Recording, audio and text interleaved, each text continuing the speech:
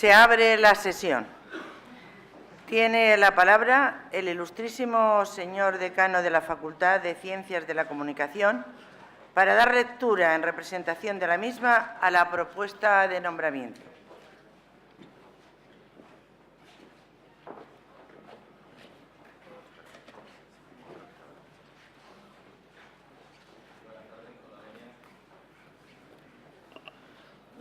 Buenas tardes, con la venia.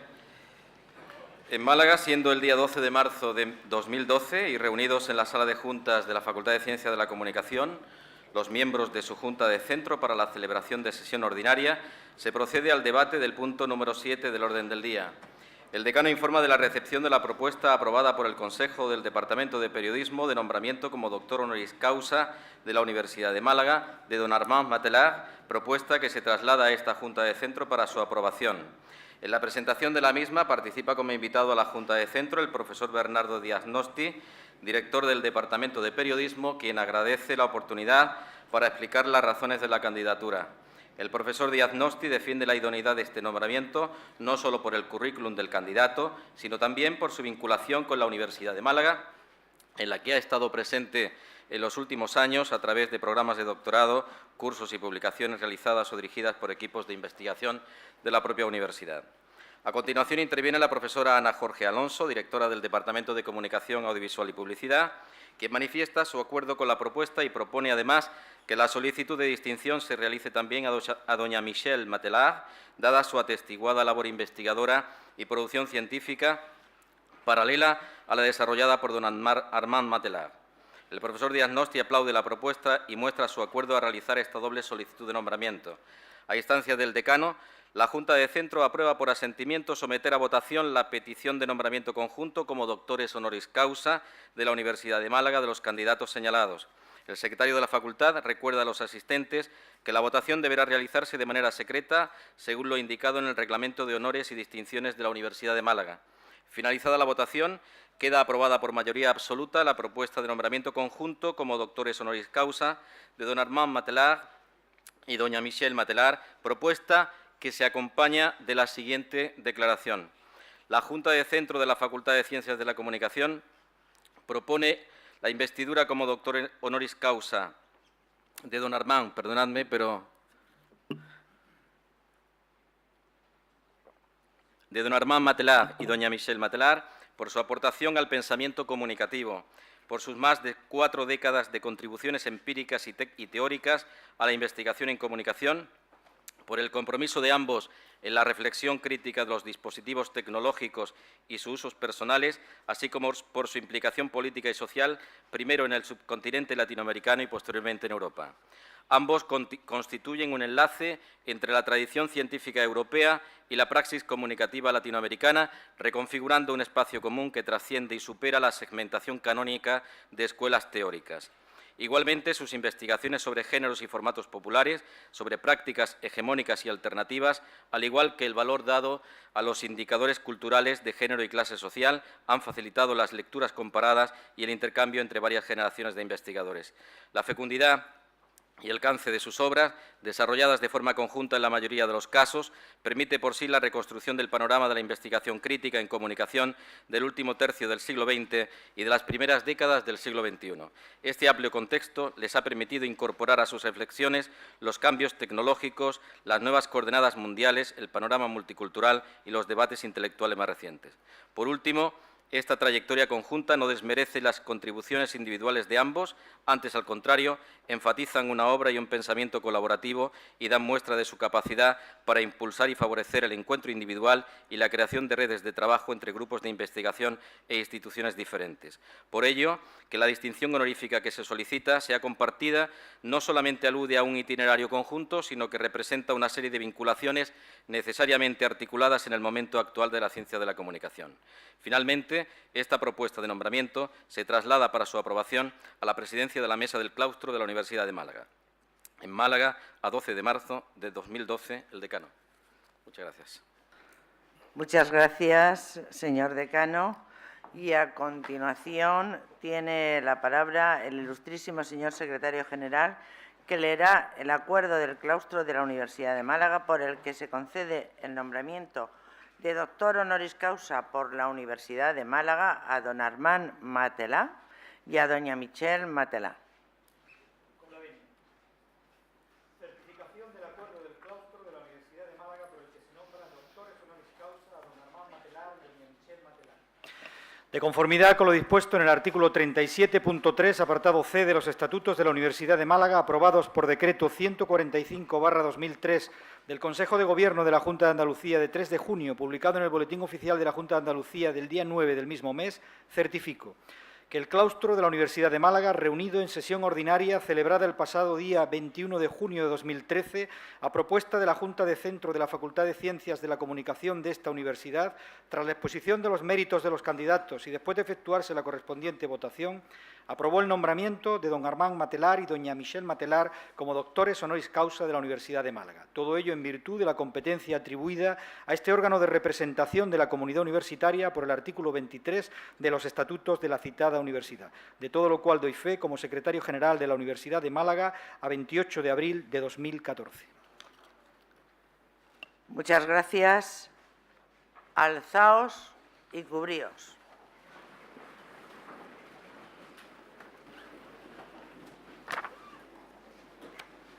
El secretario general, el decano y demás doctores de la Facultad de Ciencias de la Comunicación se sirvan a acompañar a los recipiendarios que van a ser investidos doctor honoris causa.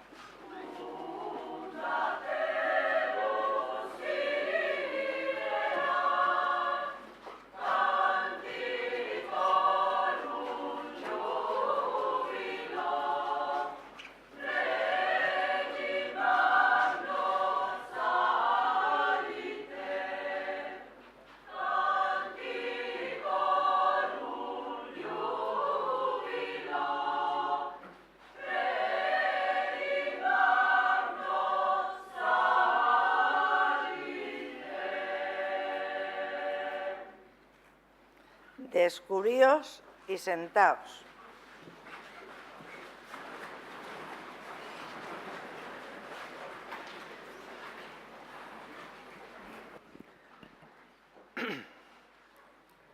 Se concede la palabra a la profesora doctora doña Ana Jorge Alonso para proceder a la lectura de la laudatio de la candidata a doctor honoris causa, la profesora doctora Michelle Matelà.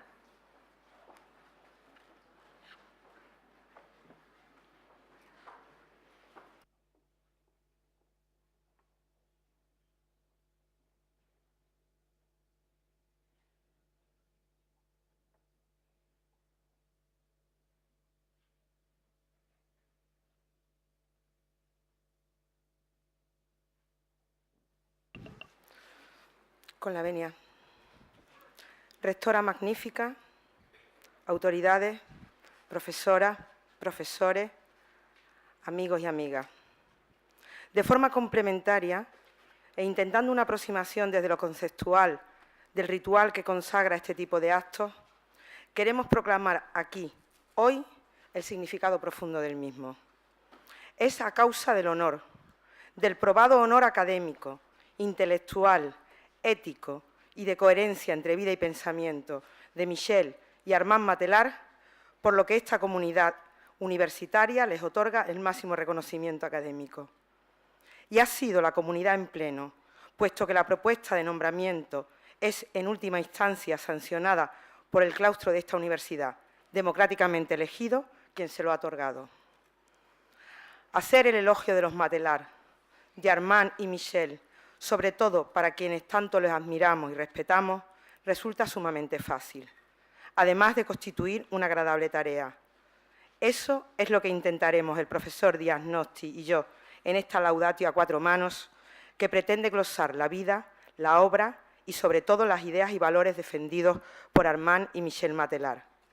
Pareja sentimental, casados desde hace 50 años, pero también compañeros, en numerosas ocasiones en el trabajo intelectual y siempre en el compromiso de la construcción de un mundo más justo, más libre y más solidario.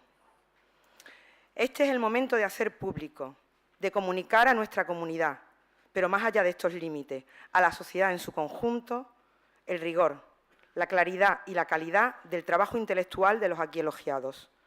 La gran repercusión que este trabajo ha tenido sobre varias generaciones de estudiosos de la comunicación, especialmente en América Latina, pero sobre todo el compromiso que ha constituido el motor de la actividad intelectual de los que podemos denominar maestros de maestros. Las aportaciones de Michel y Armand Matelar suponen un referente a la hora de situar la comunicación como eje estratégico en cualquier proceso político y social de profundización, de cualificación de la democracia, pero también de resistencia a la opresión. La emancipación y la dignidad humana son, pues, el horizonte último del recorrido intelectual y vital que han realizado juntos, pero también por separado, a lo largo de varias décadas y que hoy queremos honrar. Y desde aquí queremos resaltar los acontecimientos de estas trayectorias vitales, paralelas, y la valiosa producción que individualmente han incorporado al acervo teórico de la comunicación, pero también lo que supone de aportación fundamental la producción conjunta. Esa producción de lo que podríamos considerar el tercer intelectual, ese tercer intelectual que aúna las visiones complementarias de ambos, pero que forma un corpus diferenciado de la obra individual tanto de Armand como de Michel Matelar. La confluencia en el ámbito de la comunicación de ambas trayectorias intelectuales se produce en Chile, aunque fuera en París donde se conocieran. Armand realizaba un posgrado en demografía en el Instituto de Estudios Demográficos fundado en 1960 por Alfred Sauvy y de cuya primera promoción formaba parte, después de haber estudiado Derecho y Ciencias Políticas en la Universidad de Lovaina. Michel se licenciaría en la Sorbona en Literatura Comparada en 1962. Armand Matelar llega a Chile en septiembre de 1962. Ha realizado su viaje a bordo del Queen of Sea, que cubría su última travesía. Y tal como él ha declarado en numerosas ocasiones en varias entrevistas a lo largo de su vida, evoluciona y va modulando su compromiso político desde sus posicionamientos iniciales cercanos a sectores de la juventud católica al confrontarse con realidades diversas, en un contexto muy diferente como resulta ser el chileno, tanto de Francia como de su Bélgica natal. Armand Matelar va a Chile como experto en sociología de la población, en demografía, en una coyuntura en la que los problemas demográficos tienen enorme interés, especialmente para la administración Kennedy, que a través de la Alianza para el Progreso pretende limitar los nacimientos. La primera contradicción serán los modelos de planificación familiar que estaban aplicando fundaciones como la Ford o la Rockefeller. Sería un estudio conjunto sobre demografía lo que les llevaría al mundo de la comunicación. Este estudio, realizado entre el 66 y el 67 y publicado en 1968, y tal como me cuenta Michel en un reciente correo, tuvo como propósito recoger las opiniones y actitudes de las mujeres de las clases populares frente a las campañas de control de la natalidad, impulsadas por fundaciones norteamericanas en colaboración con organismos públicos nacionales. en el marco de la Alianza para el Progreso, que era el plan de ayuda imaginado por las agencias de los Estados Unidos para contrarrestar la influencia de la Revolución cubana en el continente. Estas campañas recurrían a los medios con la lógica del marketing, utilizando a famosas actrices hollywoodienses con el fin de motivar a las mujeres chilenas a adoptar un comportamiento conforme a la actitud moderna. La mujer estaba concebida como una cliente y no como una persona, confrontada a su maternidad, su pareja, su familia, su cuerpo. Estas políticas participaban de lo que se ha llamado el difusionismo, la propagación de los modelos modernos de comportamiento desde la cultura de los países occidentales. El progreso era interpretado como la difusión de los modelos del centro hacia los países de la periferia. Continúo. La vivencia de la realidad chilena supone un giro en los intereses intelectuales, pero también en su forma de mirar el mundo, tanto de Armand como de Michel Matelar.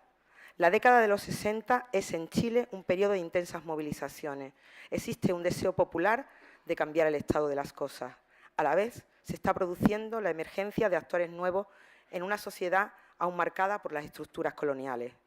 Para Armand Matelar, y en sus propias palabras, Chile me permitió entender algo que la izquierda, te hablo de la izquierda mundial, no solamente la latinoamericana, no entendía. La cultura de masas no es algo superpuesto, sino que forma parte de la cultura cotidiana.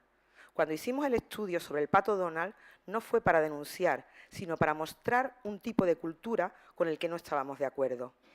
Para mí, todo el pensamiento comunicacional a partir del cual evoluciono arranca en esta experiencia. Descubrir la debilidad del pensamiento de la izquierda, que es capaz de hablar únicamente en términos de agitación y propaganda, sin dar cuenta justamente de lo que es fundamental, todo el problema de la cultura, de lo cultural. Todo lo que después, y en el mismo tiempo, rescata un historiador como E.P. Thompson, vinculado a los estudios culturales, cuando dice que la zona opaca de la izquierda es precisamente todo este aspecto cultural, la pasión, la emoción. Cuando estaba en Chile, esto para mí fue una intuición. No te voy a decir que fueran certezas, son intuiciones, que yo llamaría magistrales, que después te van a seguir en toda tu vida. Una tercera cosa que diría es que realmente fue en Chile donde yo me di cuenta de lo que es un proceso de internacionalización de la comunicación, porque nosotros fuimos confrontados a un cerco ideológico, y eso sin hablar de manipulación. Aunque es evidente que hubo manipulación.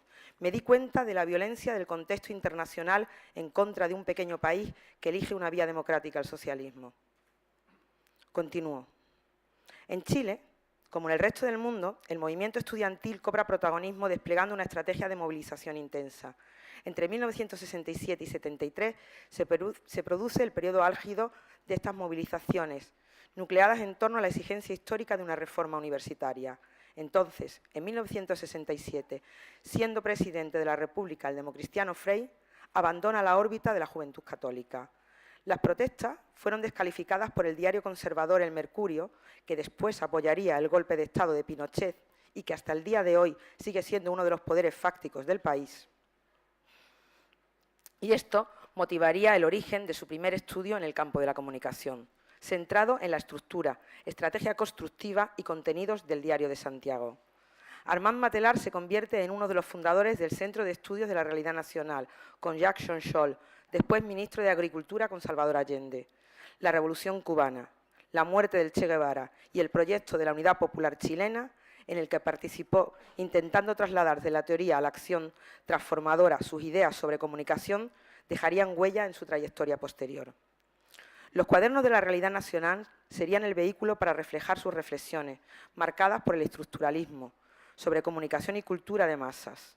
En 1971 publica, junto a Ariel Dorfman, el libro Para leer el Pato Donald, que se convertiría en un hito por su enorme difusión y que sería censurado en Estados Unidos. El poder de las multinacionales y la cultura de masas continuaría en sucesivas publicaciones siendo el foco de su trabajo. Pero no queremos olvidar la importancia de la obra individual de Michel Matelar. Ella es una de las pioneras en incorporar en su análisis de la realidad social la interrelación de las opresiones de género, de clase y de etnia. Su trabajo, desde entonces, aúna la teoría crítica de la comunicación y la perspectiva de género, contando en su haber clásicos indiscutibles como La cultura de la opresión femenina o Mujeres e Industrias Culturales. Como ella me cuenta tan clarificadoramente, Armand, que llegó a Chile como demógrafo, y yo, como ciudadana consciente de la violencia simbólica que esto involucraba, decidimos recoger las actitudes de las mujeres, sus respuestas a estas formas de concebir la regulación de los nacimientos, y opusimos un método de encuesta de corte antropológico que ubicaba a la mujer como sujeto. Esto fue mi primera aproximación a la relación medio, interculturalidad y mujer. Y como te decía, así empezó nuestra colaboración, que indica bien qué naturaleza fue nuestro compromiso social y feminista. Yo seguí con el tema de la mujer, entre otros más vinculados con el ámbito de la comunicación y de los medios, en un sentido más global. Armand también en estas dimensiones más globales. Pero no es casual que el primer estudio que nos sitúa a los dos como intelectuales comprometidos con lo social fue este estudio precoz sobre la situación de las mujeres en los sectores populares de Chile. El estudio al que se refiere Michel se publicó bajo el título La mujer chilena en una nueva sociedad, estudio sociológico exploratorio acerca de la situación e imagen de la mujer en Chile, y fue firmado por ambos. Podríamos decir que en este estudio se encuentra el embrión del trabajo que seguirían realizando tanto conjuntamente como individualmente. El regreso a Francia, después de abandonar Chile a consecuencia del golpe de Estado de Pinochet, no es fácil. Armand Matelar tiene dificultades para incorporarse a la universidad por la presión de los sectores conservadores, especialmente por su vínculo a la UNESCO a través del proyecto del NOMIC. Después de unos años duros y de haber ocupado una cátedra en la Universidad Bretona Rennes 2, podría incorporarse por fin a una cátedra de la Universidad París 8, donde ha seguido trabajando hasta la actualidad en su condición de mérito, abordando los temas nucleares en torno a la comunicación y la cultura, siempre desde la reflexión desde el contexto social, pensando en la comunicación como una herramienta para el cambio, para la construcción de nuevas relaciones sociales, en una trayectoria que ha ido incrementando exponencialmente su prestigio y su magisterio por diversas partes del mundo. Michel Matelar ha seguido aportando sus valiosas reflexiones, sus interesantes análisis, y no solo en lo que afecta a las cuestiones feministas. Queremos dejar aquí testimonio de unas bellas palabras de Michel, por lo que de significado profundo poseen en cuanto a la tarea intelectual de las mujeres, y que seguro serán compartidas por muchas de las presentes. Mi gran anhelo es huir de estos estereotipos degradantes que ascriben a lo femenino un universo reducido a intereses vistos como inferiores, en relación a lo que se supone de interés para los hombres. Esta discriminación de los universos, de los intereses en cuanto a mundo de las ideas, de perspectiva, de lo que por lo demás significa despreciar los valores que son quizá más acordes con la sensibilidad o la identidad femenina, cuestión esta de la identidad sobre la que duda en un paréntesis, y añade: tengo una inmensa ternura por ese anhelo de las mujeres a ser, a expresarse como être à part entière, y su mundo, porque es cierto que tienen su mundo, cuando alberga este reconocimiento me procura felicidad.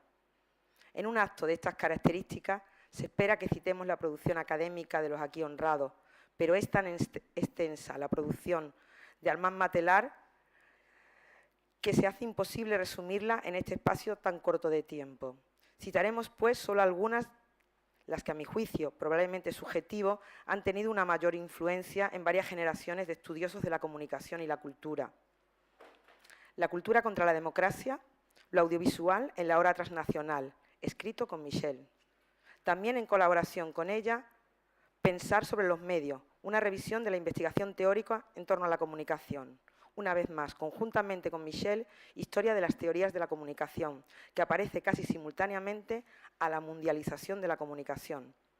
La internacional publicitaria y más tarde la publicidad responden a la necesidad de reflexionar sobre el papel cada vez más importante de la publicidad en la toma de decisiones en comunicación.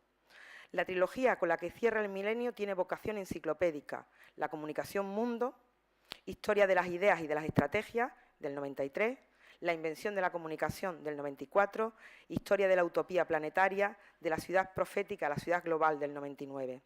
En el nuevo siglo, la mercantilización del saber, los peligros de la mundialización para la diversidad cultural, la coartada de la seguridad para el fortalecimiento de un poder autoritario, son algunas de las ideas que han ido desplegando a través de diversos libros, hasta llegar al que Armand Matelar acaba de presentar en gira exitosa por España en los últimos días, por una mirada mundo. No diré más, porque el profesor Díaz Nosti va a continuar y lo va a hacer de la manera más noble posible, glosando el pensamiento, las ideas y valores que han conformado la obra y el compromiso social de Michel y Armand Matelar.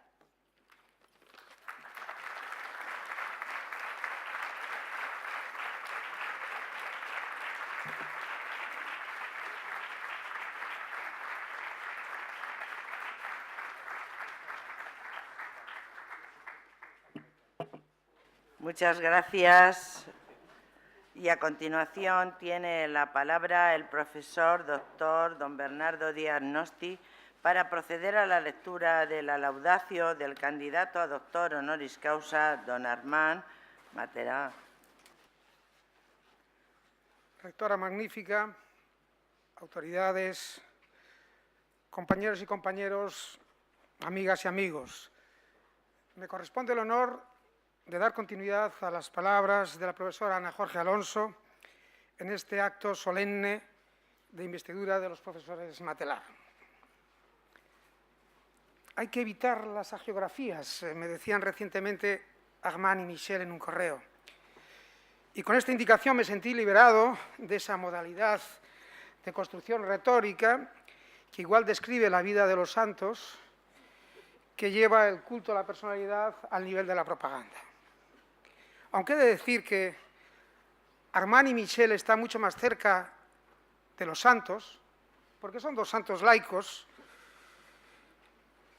que de los autócratas. Y por eso voy a optar por destacar sus fortalezas, haciendo un discurso algo alejado de la complacencia litúrgica de la academia. Quiero advertir, no obstante, que me cuesta distinguir y aún más separar la labor intelectual de Armand y de Michel, porque no se entiende el uno sin el otro. Michel y Armand son, de hecho, una pareja de ideas, una pareja sin etiquetas que antepone la dimensión social de la realidad y por ello su evolución liberadora a otras preocupaciones.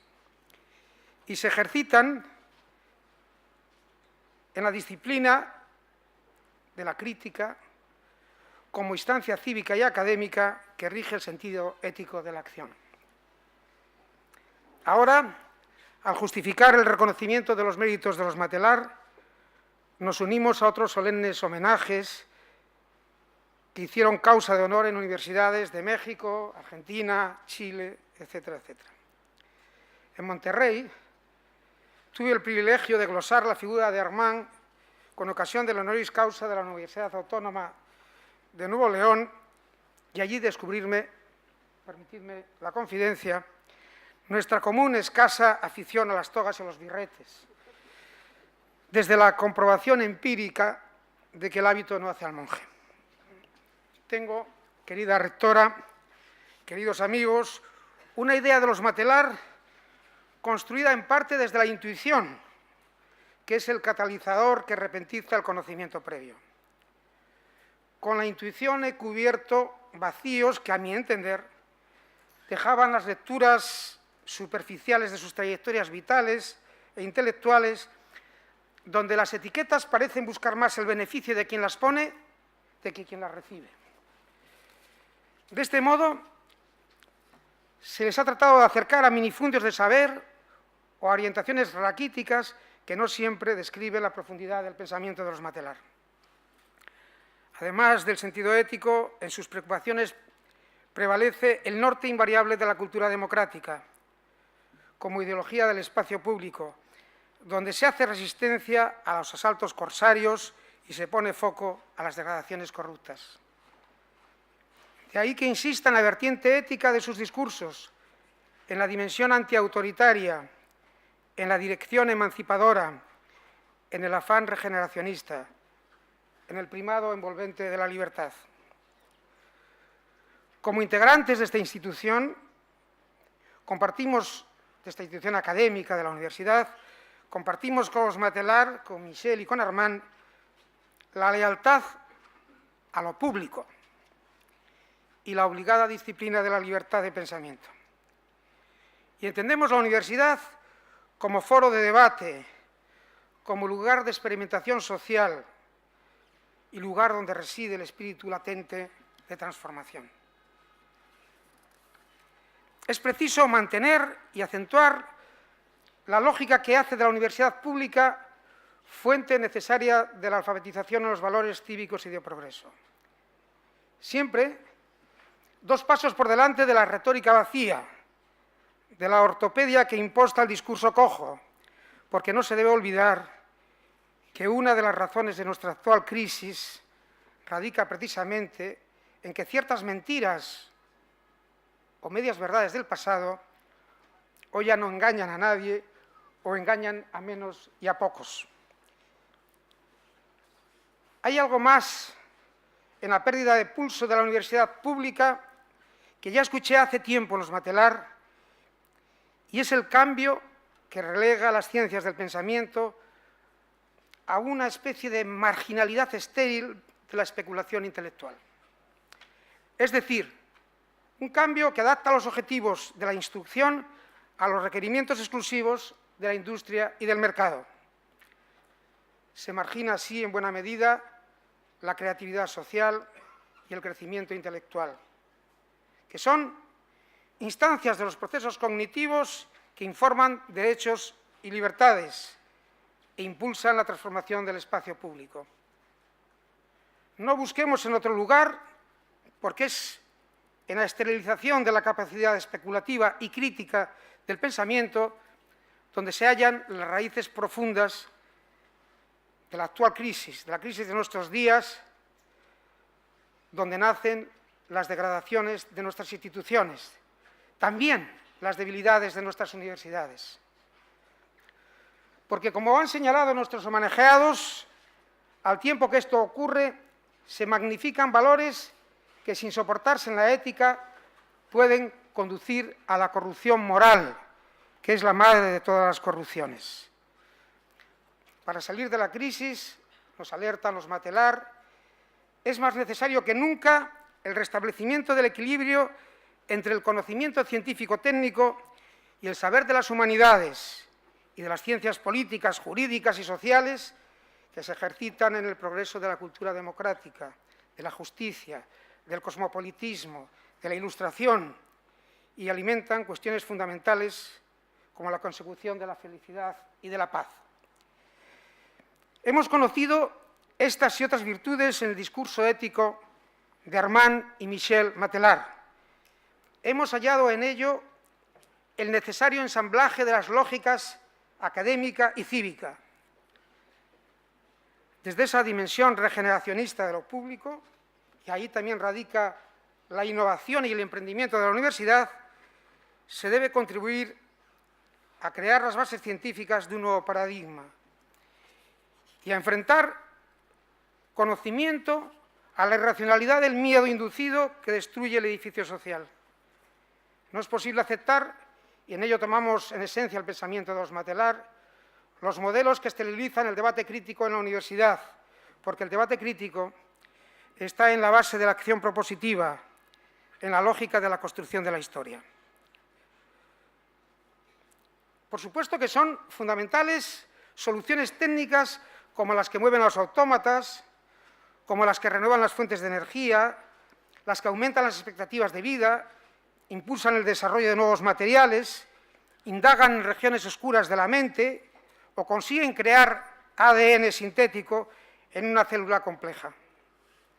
Pero con ser enormes estos avances, el círculo de progreso no se cierra si falta la argamasa de la construcción social, porque esta determina el desarrollo cultural y político y lo hace en consonancia con las fuentes de soberanía, con el desideratum de libertad y justicia. Y también está directamente relacionado con la autonomía individual, con la riqueza social de la democracia. En nuestro entorno disciplinar más cercano, el de la comunicación, donde los Matelar han sentado cátedra y son referencia mundial, nos encontramos ante un escenario de oportunidades fantásticas, donde en ocasiones, por ausencia del discurso crítico, es difícil advertir los riesgos potenciales o las derivas no deseadas. La ausencia de base crítica desplaza una buena parte de los esfuerzos académicos y de las investigaciones en el campo de las ciencias sociales, y más concretamente en el de la comunicación, a la producción de lo estéril y de lo efímero, a planteamientos empíricos bien diseñados, metodológicamente correctos, que, sin embargo, ofrecen resultados inútiles que verifican lo irrelevante. Su valor es puramente instrumental en términos de acreditaciones profesionales dentro de un sistema muy cuestionado de evaluación y gratificación del trabajo científico. En este sentido, siempre he tenido muy en cuenta, la crítica de Armand Matelar al empirismo reduccionista en el campo de las ciencias sociales, como a ciertas modas arraigadas en los estudios culturales que ahora deberíamos ampliar y extender a otros campos, donde hacen gimnasia compulsiva numerosos investigadores, consiguiendo con ello más masa muscular que desarrollo académico e intelectual. La humanidad trabaja también con los motores de las utopías. Esa es la tecnología de la acción social. En su compromiso con las ideas emancipadoras, los Matelar nos hacen pensar sobre el mundo de las utopías. Las utopías como memoria intelectual e inventario de las aspiraciones del ser social. Las utopías como ilusiones rotas y asignaturas pendientes en la dialéctica de la historia. Las utopías de justicia, de igualdad, de género y de todo género. Las utopías como patrimonio del Banco Mundial de la Ilustración, de la iluminación y del pensamiento para el rescate de la dignidad que da sentido a la evolución social del ser humano. Aún hoy, la libertad de expresión y la transparencia están lejos de las falsas ilusiones de la posmodernidad y siguen pivotando el desideratum de un nuevo paradigma. Por eso es necesaria la luz del pensamiento para distinguir la naturaleza de soluciones que son abrazadas como liberadoras y que, sin embargo, pudieran entrañar riesgos para el conjunto de las libertades. Hablo aquí, siguiendo en ello las pautas que nos sugieren los Matelar, de las redes sociales y de otras soluciones de la comunicación emergente, bajo la hipótesis de que estas extensiones tecnológicas pudieran constituir un nuevo y poderoso aparato de vigilancia y control dentro del discurso hegemónico de lo individual. La nueva sociedad vigilada, pero ya no por obra de los panópticos de los regímenes autoritarios o de las ficciones literarias a lo Orwell, sino desde el corazón de las democracias, de forma automática e invisible, como afirmaba Armand en una reciente entrevista en Televisión Española. El descrédito de los medios, las debilidades de la libertad de expresión, los medios intervenidos o patrocinados, ya no solo por las grandes corporaciones, sino también por instituciones donde el dinero público convierte la información en propaganda, son síntomas de un fin de ciclo. Son la metástasis generada por la ausencia de la ética. La comunicación con la que añoramos, con la que soñamos, la universidad que exigimos y la sociedad que anhelamos participan de un mismo paradigma ético. Un paradigma que pasa por el rescate de las utopías sociales y por el impulso regeneracionista que los Matelar proyectan en sus escritos y propuestas. Lecciones que a nosotros, como universitarios, nos conciernen no solo en la labor de transmisión del conocimiento específico, sino en la conducta ejemplar y en la defensa de los valores éticos del espacio público en un momento en que las nuevas generaciones, herederas de nuestros fracasos, necesitan ideas para cambiar la historia. Rectora magnífica, estamos ante dos candidatos que llenan vacíos con causa y dan al pensamiento argumentos honorables. Por ello le ruego, en nombre de los órganos democráticos de la universidad que usted preside, que haga pública la concesión de los supremos grados de doctores honoris causa a los profesores Armand y Michel Matelar. Muchas gracias.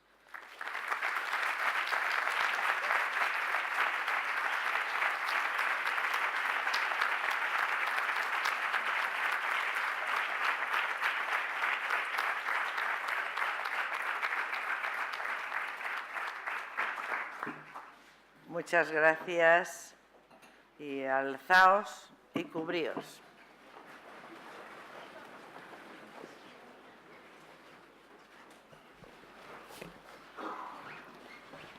se va a proceder a la solemne investidura de doctor honoris causa de los profesores doctores don Armand Matelar y doña Michelle Matelar.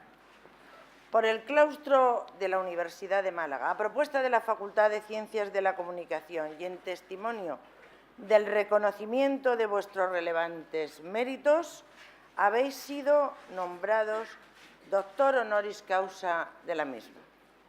En virtud de la autoridad que me ha sido conferida por las leyes del Reino, recibiréis las nobles insignias de vuestro honor y dignidad, y os tomaré juramento. Os haré entrega del correspondiente título y de la medalla doctoral. Os impondré como símbolo el birrete laureado antiquísimo y venerado, distintivo del magisterio. Llevadlo sobre vuestras cabezas como la corona de vuestros estudios y merecimientos. Recibiréis el libro de la ciencia que os cumple enseñar y que sea para vos significación y aviso de que, por grande que vuestro ingenio fuera, debéis rendir acatamiento y veneración a la doctrina de vuestros maestros y predecesores.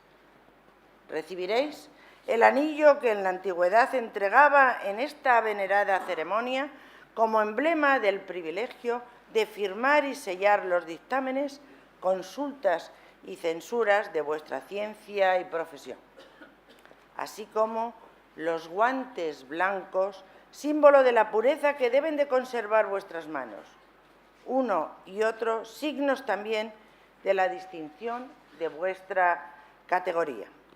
Y finalmente, porque os habréis incorporado a la universidad, recibiréis en nombre del claustro el abrazo de fraternidad de quienes se honran y congratulan de ser vuestros hermanos y compañeros. En primer lugar, invitaré al secretario general, al decano y a la madrina, así como a la candidata a doctora honoris causa, a acompañarme para proceder a la investidura, y le invitaré a prestar promesa de fidelidad. En segundo lugar, invitaré al secretario general, al decano, al padrino y al candidato a doctor honoris causa a acompañarme para proceder igualmente a su investidura y a prestar promesa de fidelidad.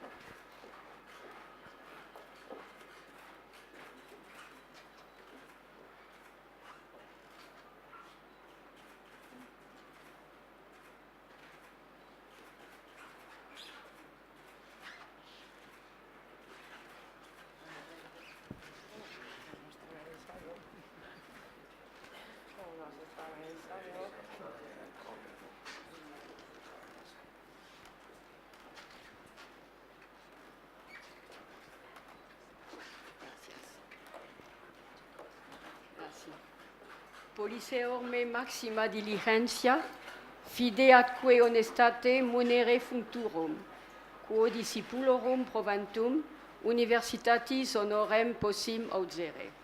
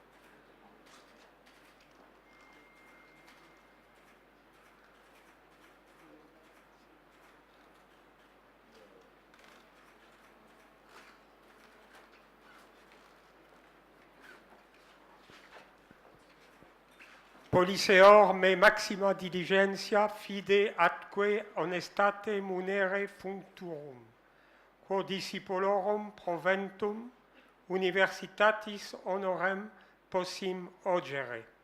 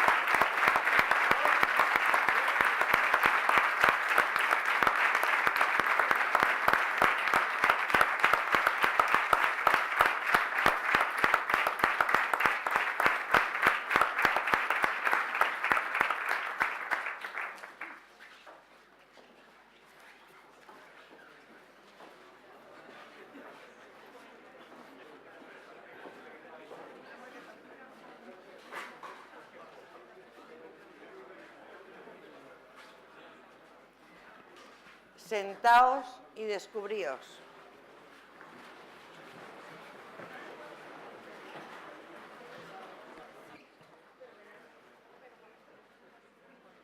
Tiene la palabra la doctora honoris causa por la Universidad de Málaga, la profesora doctora Michelén Matera.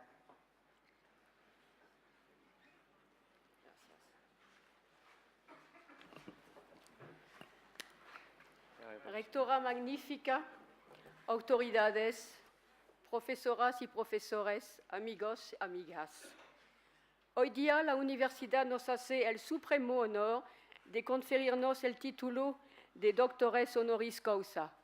Y no podemos sino agradecer este gesto cuya trascendencia y máxima significación reconocemos en lo más hondo de nuestro ser y que nos insta a seguir con la mayor dedicación y el máximo rigor este camino en el que nos encontramos con la entrega de esta distinción prestigiosa.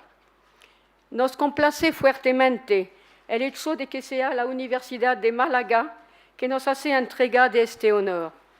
La universidad situada en una región, Andalucía, y en un país, España, que comparte lazos históricos con el país donde hemos empezado nuestra vida de enseñanza universitaria y de investigación en este campo que todavía en esa época no se había constituido como tal, el campo de las ciencias de la comunicación y de la información.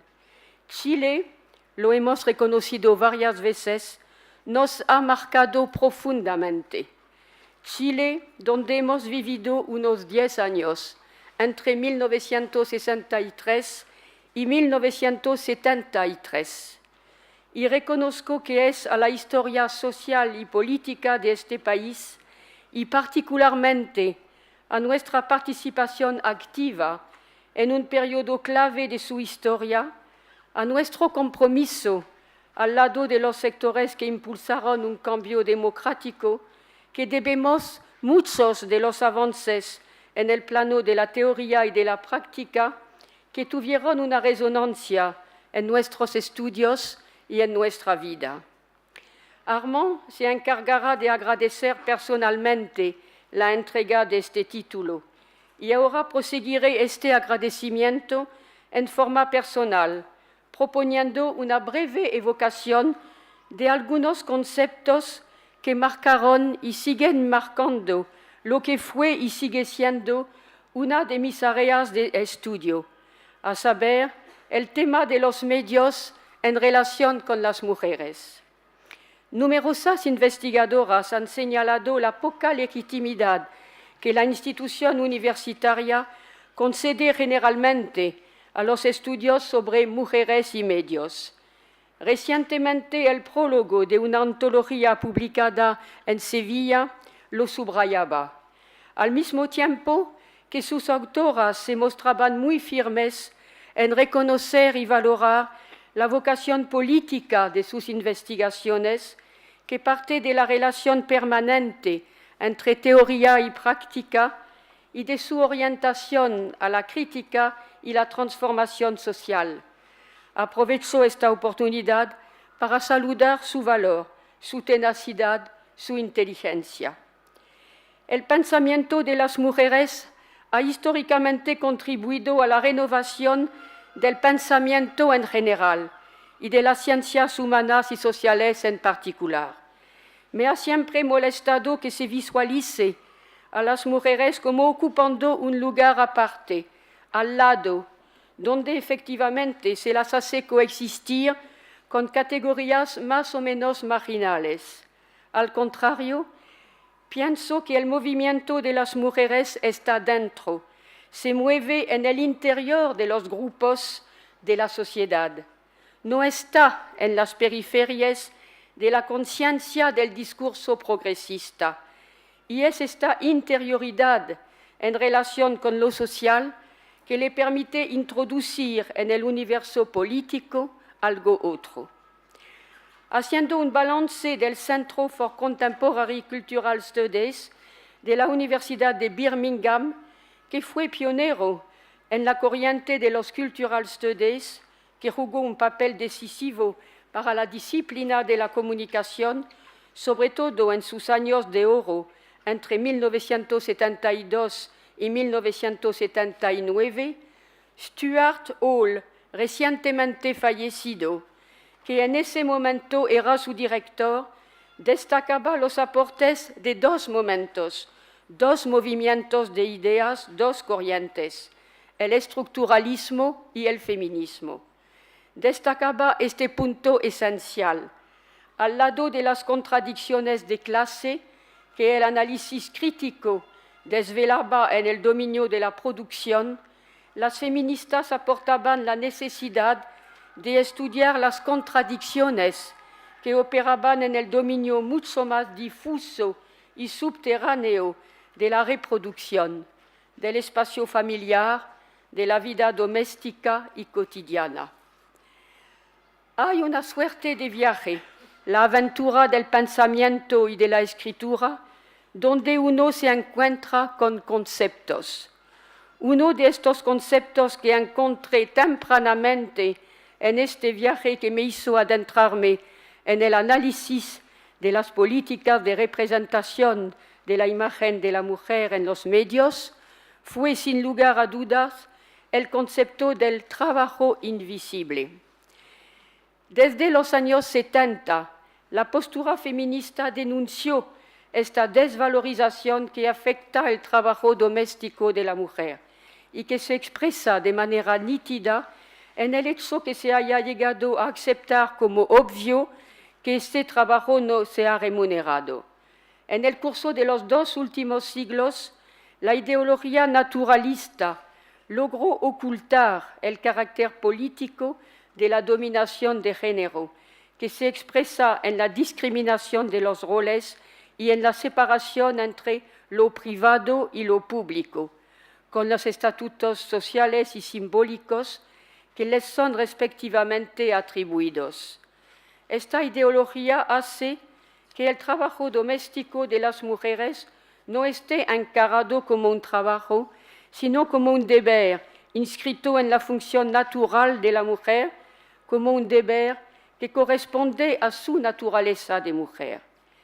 Lo que me pareció que había que resaltar fue lo siguiente: el carácter invisible de este trabajo, la ocultación del valor productivo de las tareas que se realizan en el hogar, tienen una importancia decisiva sobre la relación cotidiana que los medios de comunicación establecerán con la audiencia femenina.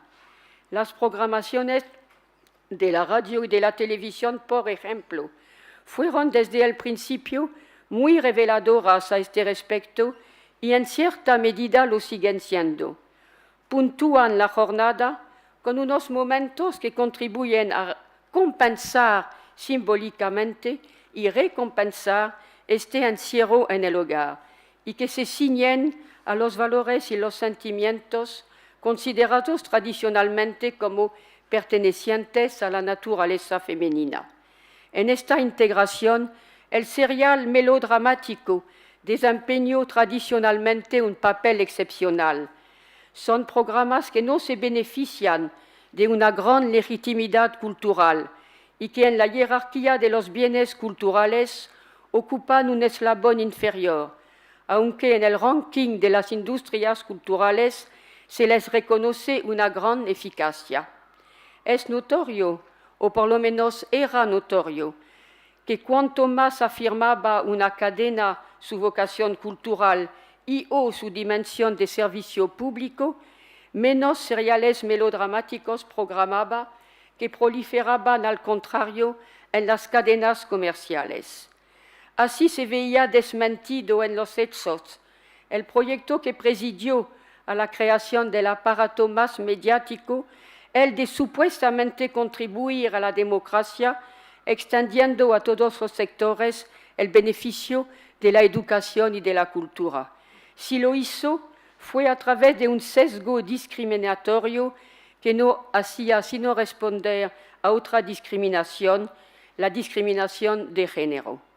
Aunque haya que agregar que la percepción de esta discriminación se ha atenuado con la postmodernidad, en la misma medida que tendía a esfumarse la percepción del enfoque binario entre la cultura de masas y la cultura denominada alta. Otro concepto, el de la forma mercancía, de inspiración netamente marxiana, que permite aproximarse a la crítica radical de los magazines ilustrados, magazines de moda, difundidos internacionalmente, magazines de la era global, publicados sea por empresas transnacionales, sea por las clases que al nivel local son compatibles con las capas dominantes de los países del centro y promueven modelos de vida y de consumo definidos por las aspiraciones de estos sectores. El ser de la mujer disuelto en el espectáculo de la mercancía, la mujer objeto, expresión que se ha vuelto banal, cuyo verdadero sentido en realidad muy crudo y violento se ha erosionado. Hacía falta la radicalidad de una postura situacionista para denunciar en esta era global que la mujer joven presentada en estos magazines vive entre las mercancías que son sus hermanas y que con esta mujer joven no solamente la mercancía se apodera de la subjetividad humana, pero sobre todo y antes de eso es la subjetividad humana que se revela como interiorización de la mercancía. Mis estudios más personales se desplayan a partir de una visión de la sociedad y de la teoría crítica de la comunicación compartidas con Armand en nuestra producción común. Y en esta circunstancia bastante inédita, donde la universidad nos hace el honor de entregarnos a ambos un doctorado honoris causa, no puedo prescindir de evocar ciertos conceptos que se hayan encarnados en nuestro trabajo común y de evocar cierto título que hoy en día se invita en nuestra memoria y se perfila en esta ceremonia. Así, el primer libro sobre comunicación que apareció en Santiago en 1970, publicado por el Centro de la Realidad Nacional de la Universidad Católica de Chile, con el título Los medios de comunicación de masas, la ideología de la prensa liberal en Chile. A finales de los años 60, el enfoque centrado sobre el papel de la dimensión ideológica en la reproducción y cohesión social despuntó en los círculos de investigación crítica en ciencias sociales, en América Latina como en el resto del mundo. El estructuralismo y la semiología aportaban una perspectiva y un marco teórico que permitía revisar críticamente los principios de la sociología funcionalista. Pero el abordaje desde la semiología suponía para nosotros una apropiación crítica. La atención a la dinámica del conflicto social y de la lucha ideológica que se vivía en este periodo en el Chile de la Unidad Popular atravesó la metodología del análisis estructural y la contaminó. En efecto, la semiología había constituido un avance respecto al funcionalismo, pero conllevaba el peligro de encerrar el funcionamiento de la ideología en los límites del texto, de la dimensión discursiva del poder.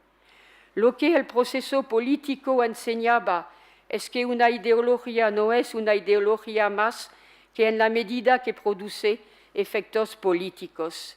Esta aseveración de Armand se hallará demostrada en mi trabajo sobre el papel de la movilización femenina a favor de la reacción, analizando cómo en torno a la representación de lo femenino, los sectores conservadores construyeron buena parte de su estrategia de insurrección contra el régimen popular de Salvador Allende. Esto constituye un ejemplo de apropiación común de teoría y de metodología confrontadas a un horizonte de experiencia, de compromiso con un proceso de construcción de otro proyecto de sociedad. Un ejemplo ubicado en los primeros momentos de nuestro camino intelectual que conoció otros retos, otras aventuras, otros diálogos.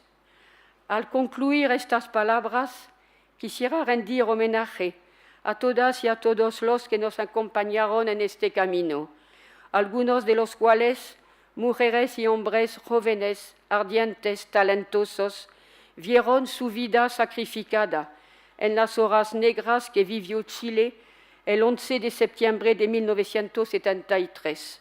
Su rostro está siempre presente en nuestra memoria.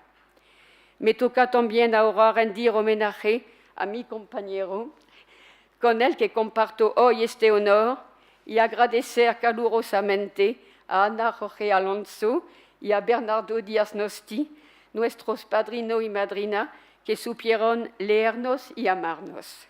Muchas gracias a todos.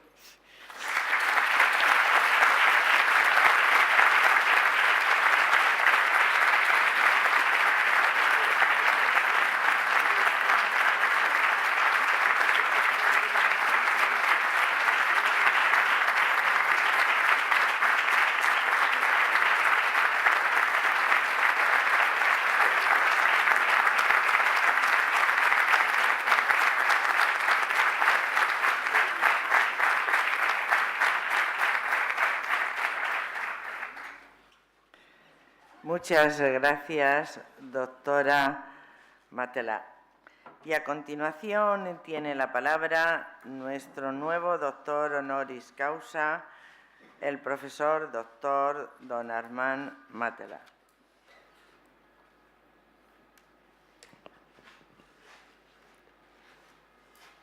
Rectora magnífica, autoridades, profesoras, profesores, amigos y amigas. Yo me asocio con Michel para agradecer a la Universidad de Málaga de habernos elegido. Es una honra para nosotros, para ambos, de nombrarnos doctor honoris causa. Yo quisiera recordar que nuestro recorrido personal es también un recorrido colectivo. No toma realmente sentido que resituado en la historia de los movimientos de emancipación social que han marcado el último medio siglo. Por esta razón deseamos, Michel y yo, asociar al homenaje que nos hace la Universidad de Málaga a todas y todos quienes nos acompañaron en nuestra larga trayectoria y la hicieron posible. Todos y todas quienes fueron nuestros y nuestras estudiantes, colegas, compañeros y compañeras. y por qué la dimensión internacional llegó a constituir una de las entradas claves de mi reflexión sobre los procesos comunicacionales y culturales. De ello deseo hablarles durante estos minutos que me están impartidos. Saben ya que, como mi compañera, mi vivencia en Chile fue determinante. Descubrí en vivo lo que era el carácter, más bien, descubrí en Chile el carácter performativo del llamado imperialismo cultural, este etnocentrismo político que hace que una potencia que reclama el poder hegemónico se encuentra en posición de hacer pasar su modo de vida como condición de la felicidad de todos los pueblos y de imponer por la coerción, la fuerza o la seducción su punto de vista sobre el mundo al mundo. Descubrí la enorme movilización de las sociedades transnacionales, de los grupos de prensa y de las agencias de seguridad, de inteligencia extranjeros que trataron de destabilizar sistemáticamente la tentativa democrática de Chile popular. Descubrí también las zonas de sombra de los productos planetarios de la cultura de masa, como en los periodos de radicalización de los enfrentamientos entre clases y entre proyectos de sociedad, pierden su inocencia, su carácter pacífico, para tomarse en arma de la sedición y mostrar sus garras. Por algo escribí con Ariel Dorfman para leer al Pato Donald en plena lucha chilena. Al regresar a Francia, tomamos ambos, Michel y yo, la medida del vacío de reflexión sobre la internacionalización de los procesos comunicacionales y culturales, tanto en los medios académicos como en el entorno de las izquierdas. Parece que la noción de cultura heredada del iluminismo era tan fuerte que no podían concebir una noción de cultura que iba a la par en tensión con la economía. Tanto, digamos, la crisis de gobernabilidad de las democracias occidentales que va a estallar en la segunda mitad de los años 70, va a jugar, de hecho, para toda Europa, para toda lo que se llama hoy la Unión Europea, va a jugar el papel de propulsor de alarma. La crisis de la gobernabilidad va a obligar a dichas democracias a interrogarse sobre la crisis no solo del modelo de crecimiento económico, sino del modo de construir el consenso, el asentimiento, de lo cual forma parte los medios de comunicación. La crisis va a acelerar la formalización en los años 70, la segunda parte de los años 70, va a acelerar la formalización de un debate político sobre el posible papel de las nuevas tecnologías de información y comunicación en la salida de esta doble crisis económica y finalmente de consenso. El libro que Michel y yo publicamos en 79, titulado Del uso de los medios en tiempos de crisis, y en subtítulo Los nuevos perfiles de la industria de la cultura, fue para nosotros una forma de contribuir a este debate incipiente donde se trata de analizar la tensión entre economía y cultura. Explicamos en este libro que el tratamiento de la industrialización de la cultura era fatalmente indisociable del análisis de su internacionalización. Ambos procesos exigían repensar el servicio público. Es sintomático que en ese mismo año 79, el sociólogo español José Vidal Beneyto haya organizado un simposio internacional en Burgos sobre industrias de la cultura y modelos de sociedad, patrocinado por el Comité Internacional de Cultura y Comunicación de la UNESCO. Y en esa reunión donde estábamos presentes, Michel y yo, acudieron muchos investigadores e investigadoras de España y de toda Europa, de Estados Unidos y de América Latina. Es verdad, los años 70 fueron fértiles para el desarrollo del espíritu crítico. Los Cultural Studies y la economía política crítica echaron a fines de los años 70 los cimientos de un acercamiento a la cultura y a la comunicación inspirada por lo que llamamos el materialismo cultural, retomando la expresión de un compañero de Stuart Hall, fundador de los Cultural Studies, Raymond Williams. Desde luego, tal visión suponía, y es importante eso, tal visión suponía una asociación entre investigación y compromiso. No fue lo mismo en los dos decenios siguientes, en los años 80 y los años 90.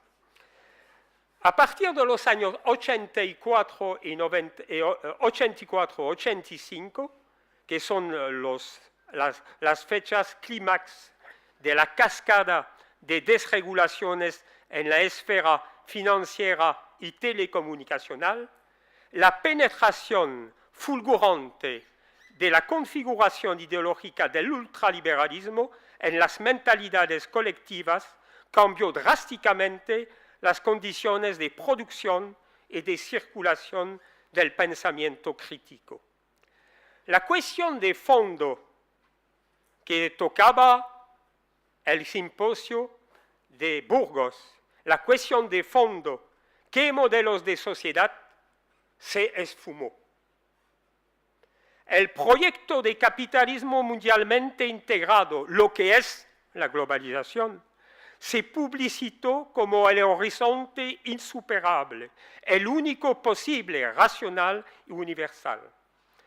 La creencia mesiánica en la capacidad de las tecnologías de información y de comunicación a rehacer el mundo tomó el relevo de esta otra ideología mesiánica que fue para la era de la sociedad industrial, la del progreso como proceso lineal e infinito. Se impusieron a través de la llamada era de la globalización los universales de la comunicación instantánea y permanente, cancelando toda perspectiva de la larga duración. El neopopulismo de mercado erigió en pivote de su modelo de sociedad el consumidor libre y soberano, que se supuso era dotado de una propensión innata a resistir. ¿A qué? No se sabe. Esta figura del consumidor que evoluciona en levitación respecto a los determinantes sociopolíticos y económicos, borró del campo de visión el sujeto ciudadano, unidad de base de la democracia. Al ritmo de la ofensiva neoliberal, sin la menor preocupación epistemológica, se autonomizó la cultura. Y de esa visión panculturalista se derivó hacia la relativización, sino la negación de la relación asimétrica entre las culturas, así como entre las audiencias y los dispositivos globales de la cultura de masa. Con la exclusión de la referencia ciudadana, se deslegitimaron las políticas públicas de regulación de los medios y las luchas por el reconocimiento del derecho humano, derecho a la dignidad, que es el derecho a comunicar. Mientras tanto, cundía el proceso de concentración y de financiarización de los medios. Los conceptos de hegemonía cultural, de intelectual orgánico, de relaciones de fuerzas o de alienación se desvanecieron o se vaciaron de su poder crítico. Lo que pagó la factura del desafecto por el materialismo cultural fue la noción básica de ideología que había presidido a la ruptura con los empiricismos en los decenios anteriores y alimentado las miradas críticas desde los primeros análisis de los procesos de fetichización y de mercantilización de las relaciones sociales inherente al modo de producción capitalista. ¿Quién controla los conceptos y cómo se manufacturan? Esta pregunta no ha dejado de habitarme, no solo en la crítica de la noción trampa de globalización y a su declinación la llamada sociedad global de la información, sino de todos los conceptos convertidos en logotipos que achataron durante 2 decenios los modos de hablar del mundo y de su porvenir. Para contrarrestar, para ir en contra del encierro en la corta vista del globalismo, volví a la historia del movimiento hacia de largo plazo, la historia del movimiento hacia la unificación mundial. Recuperé el concepto de mundialización, un concepto acuñado a fines de los años del siglo XIX por los partidarios de un mundo cohesionado por la solidaridad entre los humanos. Propuse la noción de comunicación mundo, que es calcada sobre las naciones de tiempo y economía mundo, desarrollada por el historiador Fernand Braudel en su ópera media, en su opus magno, sobre la civilización material del capitalismo. A diferencia de la visión horizontal de las relaciones de comunicación acarreada por las narrativas globo-tecno-utópicas, esta matriz de la larga duración me puso sobre pistas para analizar la construcción de las hegemonías en la dinámica del sistema capitalista. Y lo que más me aportó me permitió de analizar la formación de las disociaciones y desigualdades del mundo, de los procesos de jerarquización del vínculo comunicacional. Esta vuelta a la mirada histórica significó para mí desplazar el eje central de mis investigaciones del espacio mediático hacia el conjunto del modo de comunicación y de circulación de los bienes simbólicos, entre los cuales son los medios, pero también los bienes materiales y las personas. No faltó un cuarto de siglo desde la entrada en la llamada edad global para que la crisis geofinanciera ponga al desnudo la desmesura del mesianismo globalitario y contribuya a hacer saltar el cerrojo de la caja negra del proyecto tóxico de orden planetario ultraliberal, económica, alimenticia, ecológica, energética. Todas estas crisis mayores atestiguan de una crisis sistémica que afecta durablemente a la totalidad del modo de vivir juntos. Cada una de ellas es generadora de fracturas, desigualdades, exclusiones y desórdenes sociales, a la vez que cada una privilegia una agudización de las tensiones entre el proyecto emancipatorio y el proyecto, insisto mucho, de reoccidentalización del mundo que siguen portando las potencias hegemónicas, que son persuadas todavía, convencidas todavía que están en el centro del mundo. En 79, al concluir su obra, los 3 tomos sobre la economía del capitalismo, Fernand Braudel decía en el tercer volumen, que tiene como título El tiempo del mundo, se preguntaba: ¿sobrevivirá el capitalismo?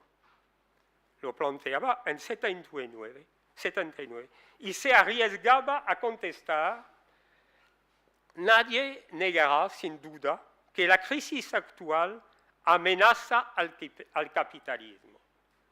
Es mucho más grave que la crisis de 29 y va probablemente hundir empresas de primera magnitud.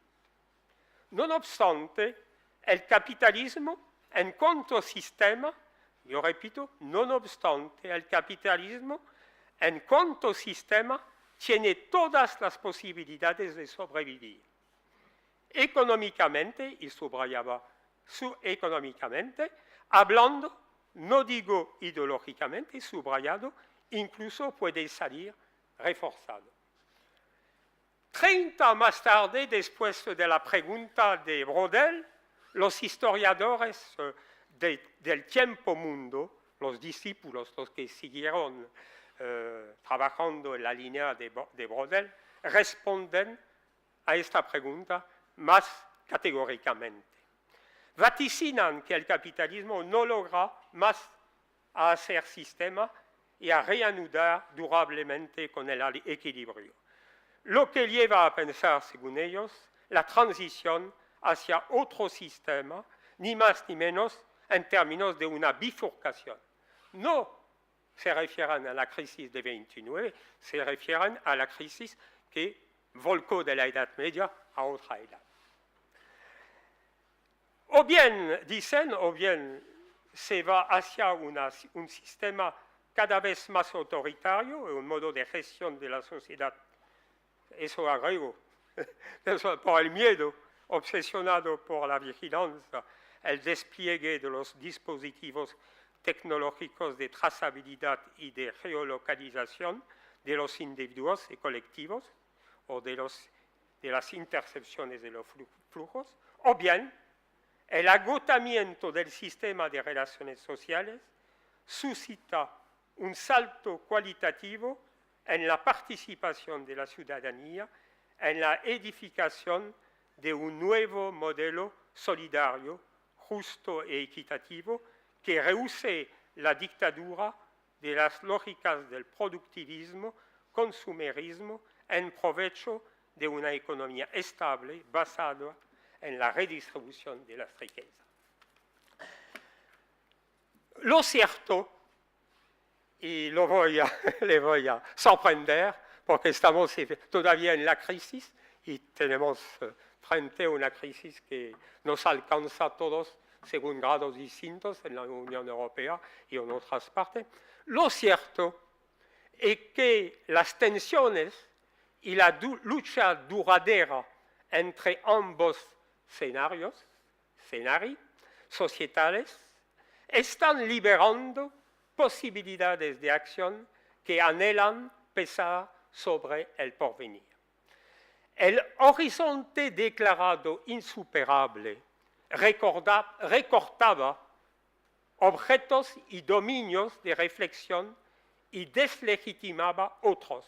En cambio, el desplazamiento de las fronteras de lo posible invitan a la búsqueda de nuevos paradigmas de cambio social. Nuevos espacios de intervención se abren a la imaginación social que dan sentido a lo nuevo que nace. Las condiciones de producción de la crítica se hallan, por ende, modificadas.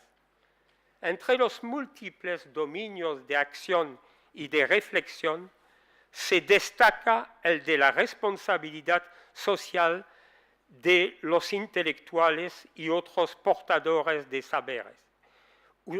Una problemática que fue relegada durante el periodo triunfalista del modelo ultraliberal. La búsqueda de nuevos paradigmas de cambio social conlleva, en efecto, la redefinición del contrato social entre quienes presuntamente saben y quienes se supone no saben, una forma de la división de trabajo que a lo largo de la historia se ha revelado como justificando la dominación de clase, de casta, de género y de etnia.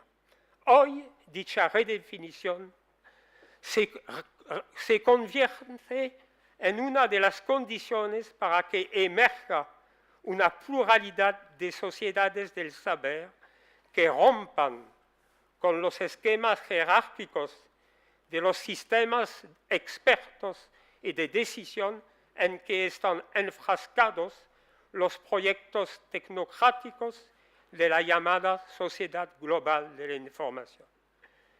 Lo que es impensable sin una verdadera filosofía de los bienes públicos comunes, nuevas alianzas transversales y nuevos vínculos entre la práctica y la teoría. Es evidente que después de haber escuchado eso, que hay que agregar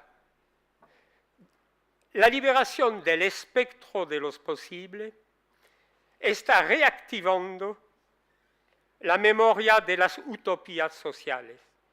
Estas utopías que el orden establecido no ha dejado de estigmatizar precisamente por ser utópicas. Ahora bien, todo pensamiento crítico remite a una utopía social. En ausencia de dicha perspectiva, el espíritu crítico corre el riesgo de reducirse a un simple rechazo de la sociedad existente. Nadie duda que la tarea será larga y tortuosa, que borre las huellas de la muda antropológica cumplida por los procesos a ultranza de individualización y atomización al precio de la destrucción de la convivencia humana que se efectuó durante los 3 años de neoliberalismo amoral. 3 décadas de neoliberalismo amoral es poco, pero suficiente para desmantelar el sistema de valores y la ética de una sociedad. Larga también será la acumulación de una masa crítica global, compleja la construcción de tácticas de corto plazo y estrategias de más largo plazo. Pero se lo quiera o no, segmentos enteros de creencias fundadoras del proyecto de orden del capitalismo mundialmente integrado se han fisurado. el discurso de la inequidad, de la injusticia y de la emancipación ha recobrado o está recobrando legitimidad. La multitud de revueltas dispersas en contra de la exclusión, la precariedad y la confiscación de las palabras no son sino un signo premonitorio. Los poderes establecidos,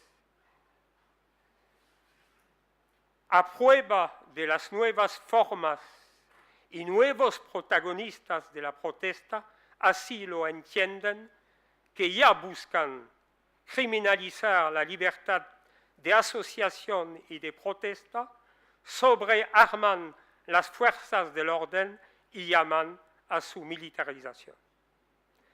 Las luchas de los indignados en contra del secuestro de la palabra tienen su paralelo en el movimiento hacia la democratización de los medios audiovisuales que brota en varios países latinoamericanos, donde se asiste a la formación de vastos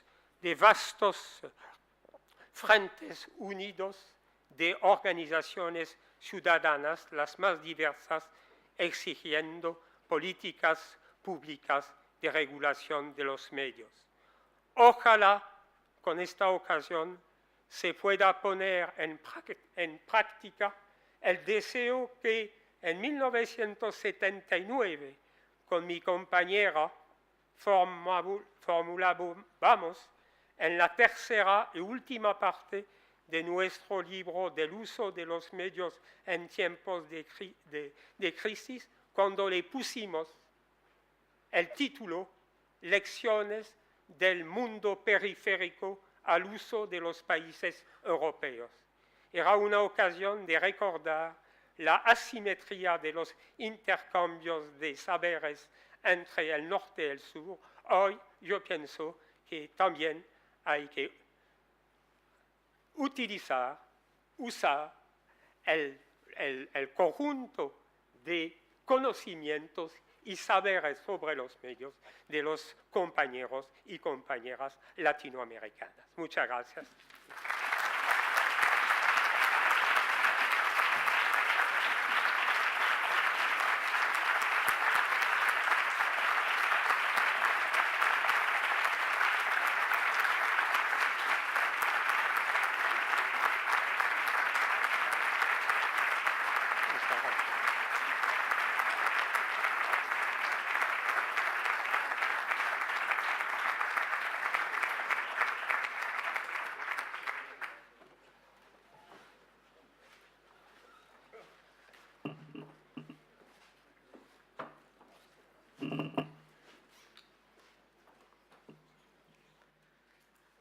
Señora Presidenta del Consejo Audiovisual Andaluz, señor Secretario General para el Turismo, señor Delegado de Fomento, Vivienda, Turismo y Comercio en Málaga, miembros del Cuerpo Consular, concejales del excelentísimo Ayuntamiento del Partido Socialista y de Izquierda Unida, miembros del claustro de la Universidad de Málaga, amigos, amigas, señores y señoras.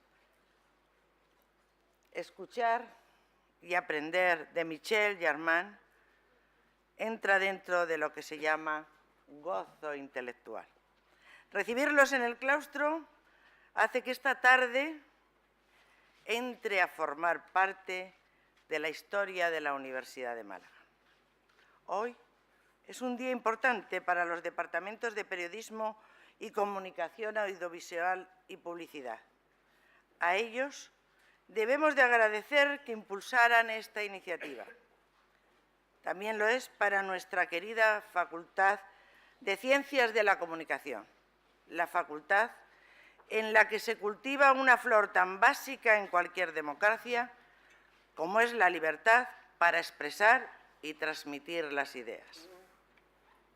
Hoy, en Armand y Michel Matelan, La Universidad de Málaga tiene 2 referentes en humanidades, 2 investigadores que desde la filosofía, la economía y la sociología han creado conocimiento. Y si me permiten una pequeña digresión, nos han dado un ejemplo definitivo de igualdad de género. 2 trayectorias académicas y humanas en las que la investigación y el amor han ido de la mano a través del tiempo. Armand y Michel, Michel y Armand. Juntos nos han hecho reflexionar. Y no solo hacen reflexionar a los teóricos y expertos de la comunicación, sino también a los universitarios de otras disciplinas cuya inquietud intelectual los lleva a hacerse preguntas sobre el mundo que nos rodea. Ambos han sido testigos de excepción de acontecimientos vitales del siglo XX, desde la era Kennedy, el Concilio Vaticano II, hasta el golpe de la dictadura chilena. Ambos han defendido el progreso social y la libertad, y lo han hecho desde sus propios principios. Por ello, han sufrido algún que otro zarpazo de manos de aquellos que no creen en la libertad.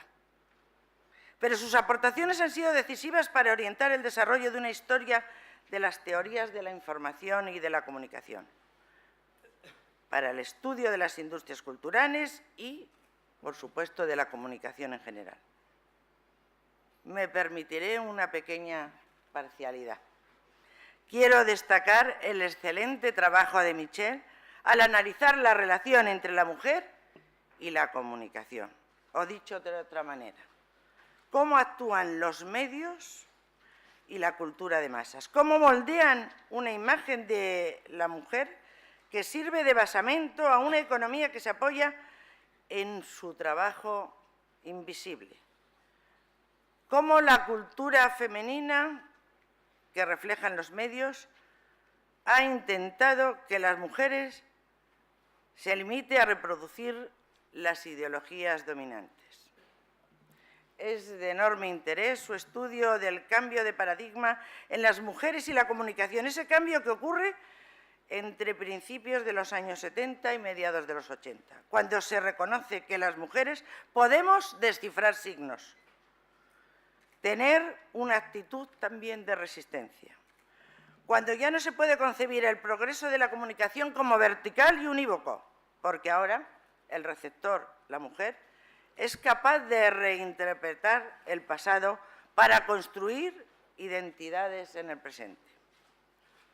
Tiempo, a fin de cuentas. A veces, más que un problema de género, nos encontramos ante un problema generacional. Michel no rehúye estudiar las diferencias del uso de las nuevas tecnologías entre los niños y las niñas y de las mujeres como individuos dentro de las propias redes sociales. Ella conoce bien la realidad de los países de la América Latina, pero también comprueba cómo en la reciente primavera árabe las mujeres pasaban de ser las más rezagadas a ocupar primeros planos ante las cámaras. Tiempos nuevos. A Armand, a su vez, le hemos seguido en su diagnóstico sobre la sociedad global tras los atentados del 11 de septiembre.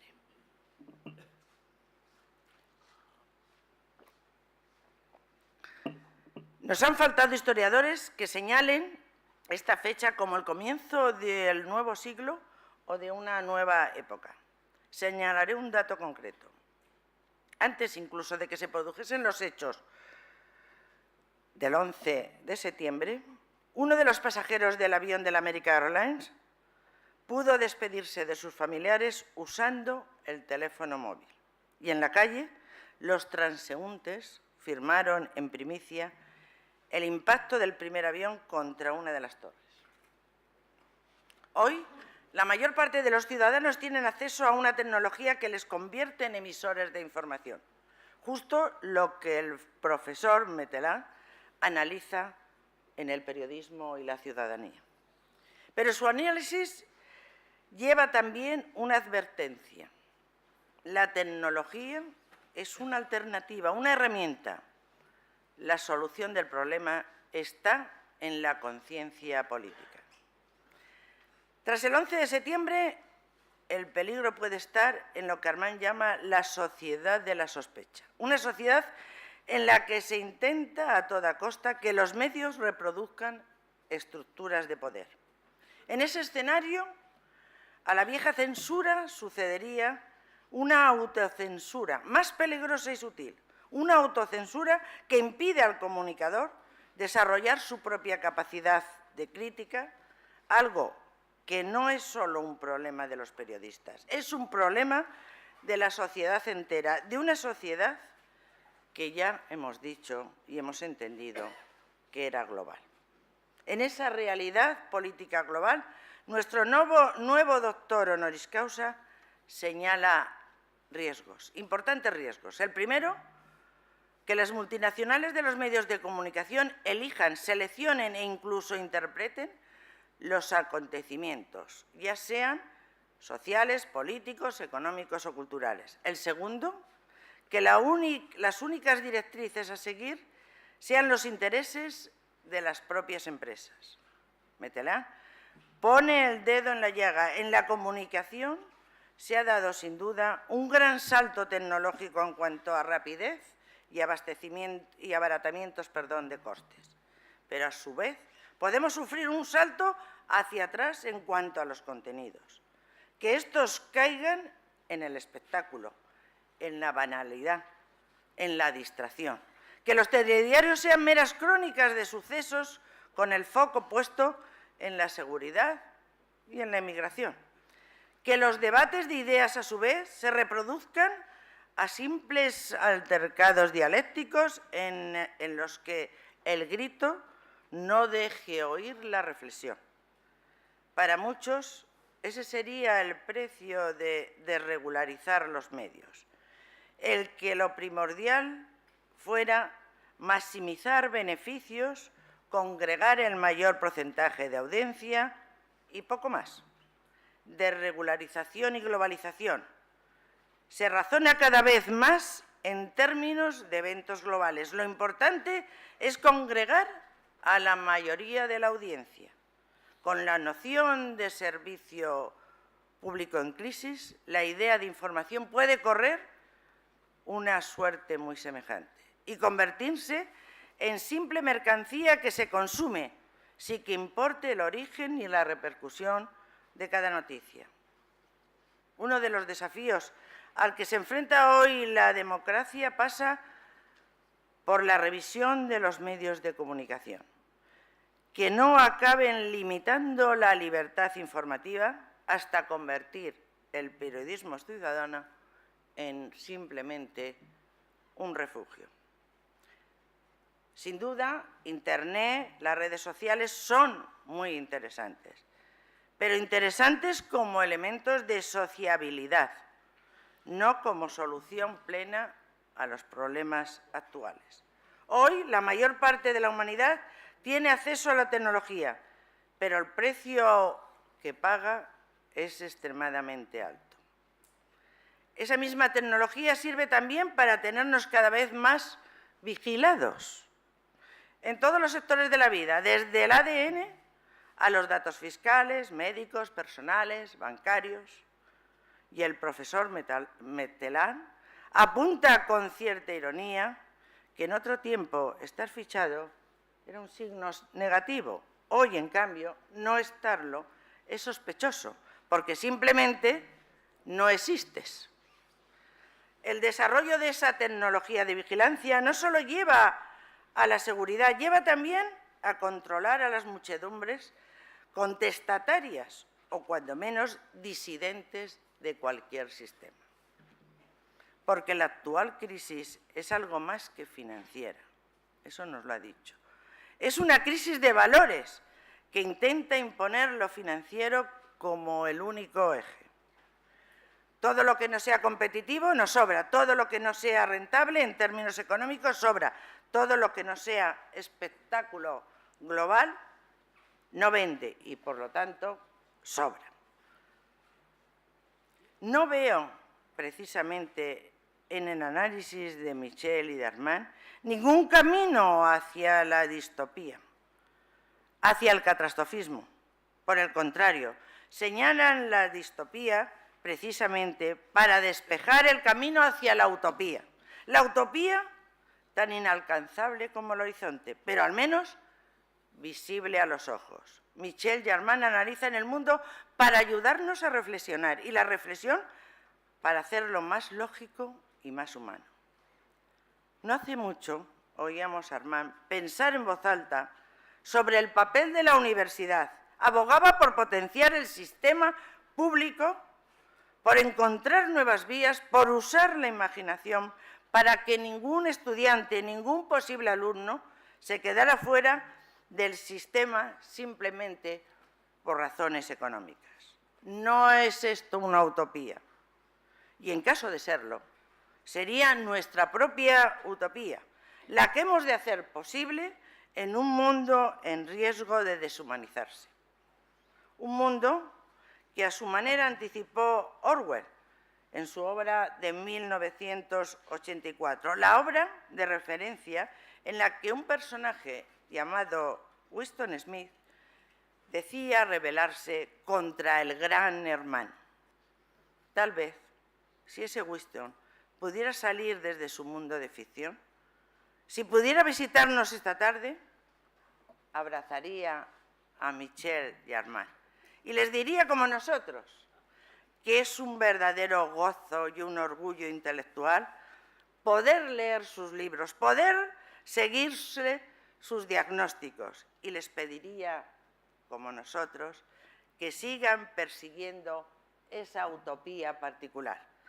Una utopía que también creo yo que es nuestra utopía, la que siempre nos unirá en torno a una tradición universitaria. Michel y Armand, bienvenidos a la casa intelectual, a la universidad. Bienvenidos a nuestra querida Universidad de Málaga. Muchas gracias.